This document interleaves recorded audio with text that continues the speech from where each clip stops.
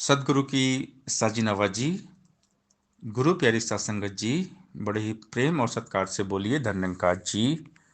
प्यारी सत्संगत जी, आज का टॉपिक है निरंकार के खेल निराले हैं। निरंकार के खेल को कोई नहीं समझ सकता।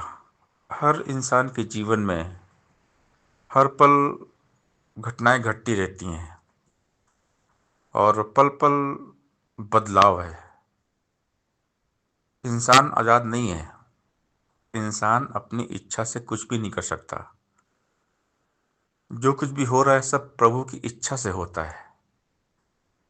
कभी कभी आदमी बहुत खुश रहता है, हंसता है, खेलता है, झूमता है, नाचता है, लेकिन अगले ही पल वही बंदा नर्वस होता है, उदास होता है, निराश हताश होता है, टेंशन में, डिप्रेशन में आ जाता है। अच्छा खासा हंसता हुआ इंसान दुखी हो जाता है। ना चाहते हुए भी उसकी लाइफ में दुख आ जाते हैं। और एक दुखी इंसान जो बहुत दुख में रहता है, तकलीफ में रहता है, उसकी लाइफ में खुशियाँ आ जाती हैं। रोता इंसान हंसना शुरू कर देता है। तो सिचुएशन, जो घटनाएं पल पल बदल रही हैं, ये सब परमात्मा की इच्छा से होता है, परमात्मा की मर्जी में होता है। और परमात्मा की मर्जी क्या है? ये हमारे कर्म होते हैं। जैसे हम कर्म करते हैं वैसे ही परमात्मा हमें हमारे हालात बनाते हुए चले जाते हैं। हमारे कर्म और परमात्मा की जो इच्छा है, यानी जैसे हम कर्म करते हैं वैसे ही परमात्मा हमें हालात हमारी लाइफ में बनाते हैं। यूं ही कुछ भी नहीं होता लाइफ में। हर काम के पीछे कोई ना कोई होता है कारण। भगवद गीता का 18वें अध्याय में एक श्लोक है, ईश्वर सर्वभूतानां हृदय से अर्जुन तिष्ठति भ्राम्यनि सर्वभूतानां यंत्रारूढ़ानि माया। भगवान कृष्ण कहते हैं कि मैं हर जीव को उसके कर्मों के अनुसार घुमाता रहता हूँ। जैसा जो जीव कर्म करता है उसी के हिसाब से उसको सुख दुख के चक्र में डालता रहता हूँ। तो ये सुख और दुख सारे ही हमारे कर्म होते हैं। और यही परमात्मा की इच्छा, यही परमात्मा की मर्जी, यही निरंकार का खेल जो हम समझ नहीं पाते हैं।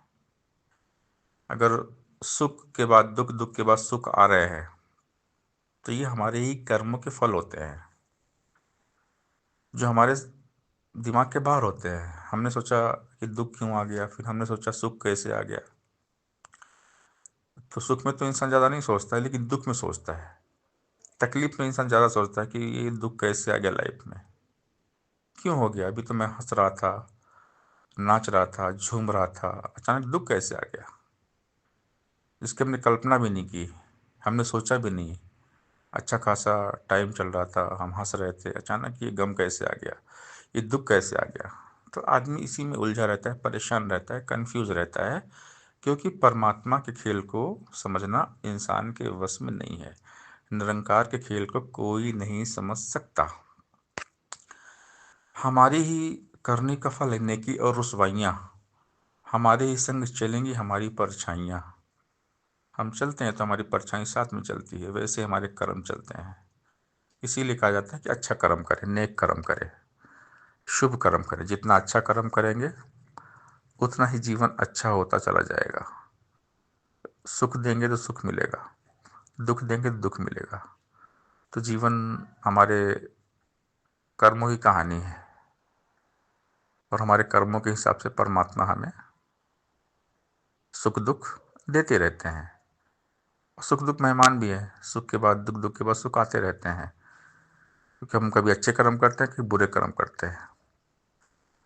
जाने अनजाने में हमसे अच्छे कर्म भी होते हैं, बुरे कर्म भी होते हैं। इसलिए हर कदम फूक फूक कर रखना चाहिए, हमेशा अच्छे काम करना चाहिए, सेवा सत्संग सुमिरन करना चाहिए, भक्ति करना चाहिए, परमात्मा में ध्यान को जोड़ कर रखना चाहिए। हर कर्म परमात्मा के एहसास में करना चाहिए। जैसी करनी वैसी भरनी।